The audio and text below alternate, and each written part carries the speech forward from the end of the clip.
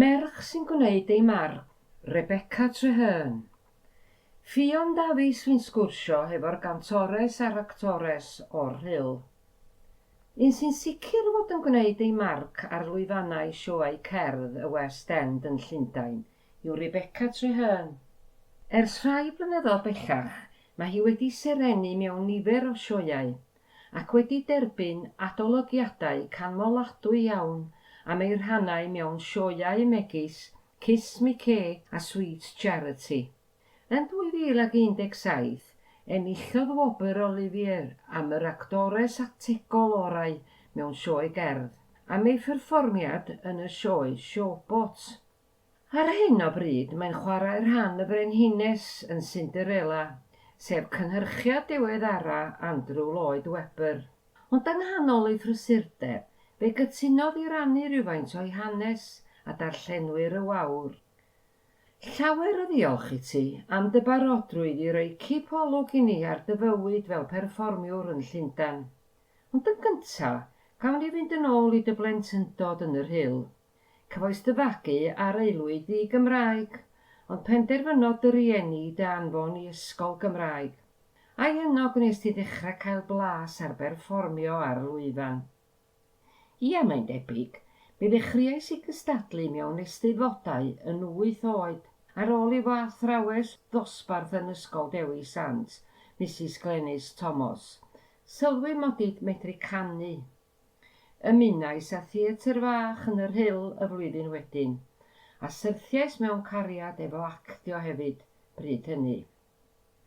Pwy oedd y dylanwad cerddorol mwyaf arna ti, ac awn nes di barhau i droedio llwyfannau eisteddfodol pan oeddet ti yn 10 yn yr ysgol?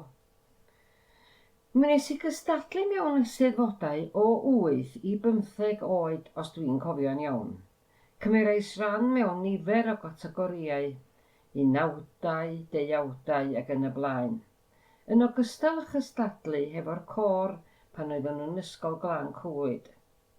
O ran dylanwad, bu Gwen Parry Jones a Rhys Jones yn fy nysgu i ganu am flynyddoedd maith, a fyswn i ddim yn gweithio'n broffesiynol rwan, heb y cyfleoedd ag efais ganddyn nhw i gystadlu ac i berfformio'n lleol. Hefyd, roedd Wan Fiti oedd yn rhedeg y theatr fach yn yr Rhyl, wastad yn hynod o gefnogol i mi. A Judy Garland pan o'n i'n blentyn, siŵr o fod. Mae'n debyg mae'r tro cyntaf o deithio ni yng Nghymru yn ymwybodol o dy dalent di, oedd pan enillais ti'r ail gyfres o Wow Factor ar S4C yn 2005, a chyhoeddi EP yn fuan wedyn. A wnaeth y llwyddiant yma agor unrhyw ddrysau proffesiynol i ti? I fod yn hollol onest, dim rili, ond dim dyna oedd y myriad wrth gystadlu.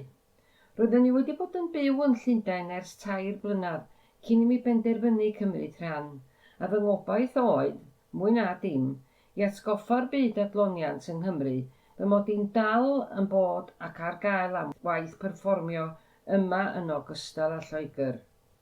Mae fy ngyrfa wedi fy nghadw i yn Llundain rhan amla, ond braf i'w cael gweithio adra o dro i dro. Beth neu pwy wnaeth dy ysgogi fynd i Lundain, a sut wyt ti yn ymdopi â bywyd y brifddinas? Wedi perfformio'n broffesiynol trwy fy arddega, roeddwn i'n benderfynol o gael mynd i Lundain i astudio, oherwydd dyna oedd yr unig lwybr roeddwn i yn ei weld byddai'n farwain at y West End. Dwi wedi byw yn Llundain yn hirach nac y gwnes i fyw yng Nghymru erbyn hyn, felly wedi hen ymdopi. Fe gefais ti'r cyfle i actio bar gyfreithiwr yn y gyfres Dim Ond y Gwir ar S4C. A wnes ti fwynhau'r profiad, ac a fyddet ti'n croesawu cyfle i wneud mwy o waith trwy gyfrwng y Gymraeg ryw dro.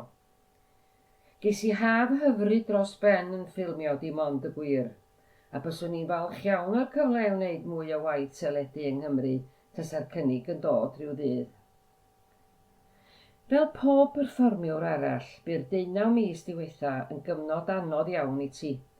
Sut nes ti lenwi dy amser, a pha mor falch oeddet ti o gael ail afal yn dy yrfa.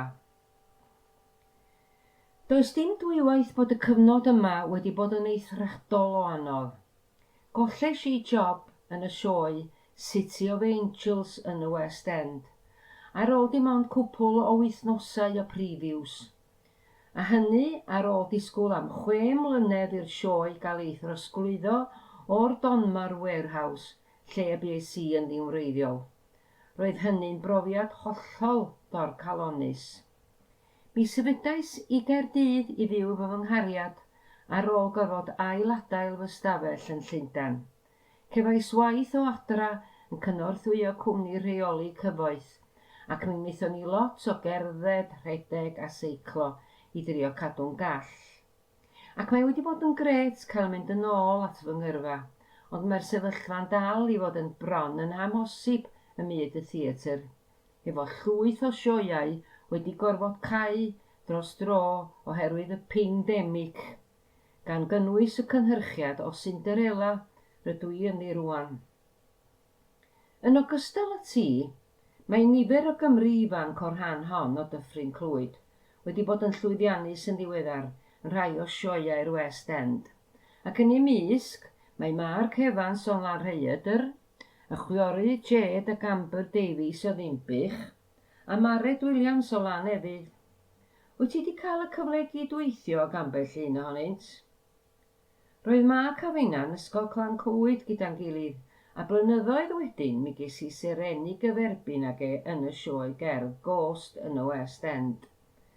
Mae'n anwyl o foi ac yn aruthrol o dalentog.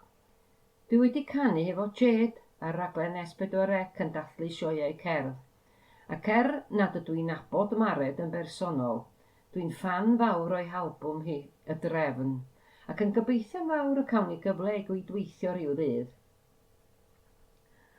A wyt ti'n cario faint o gyfle i siarad Cymraeg erbyn hyn, a pha mor aml wyt ti'n gallu dod yn ôl i ymweld â dy deulu yn y Rhyl? A elli di weld dy hun yn dychwelyd i Gymru rhywdro yn y dyfodol?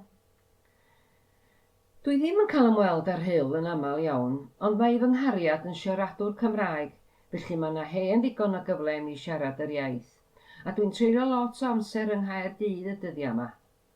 Swn i'n caru cael byw yng Nghymru eto rhyw ddydd, ond cyn belled bod yn waith ym myd theatr Llundain, dyw hynny ddim yn ymarferol yn anffodus.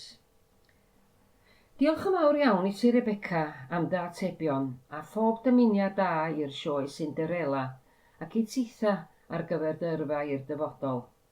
Rydym yn falch o weld Cymraes yn chwifio'r ddraig goch ac yn profi gymaint o lwyddiant ar lwyfannau'r West End yn Llundain, a byddwn yn dilyn dy hanes gyda diddordeb.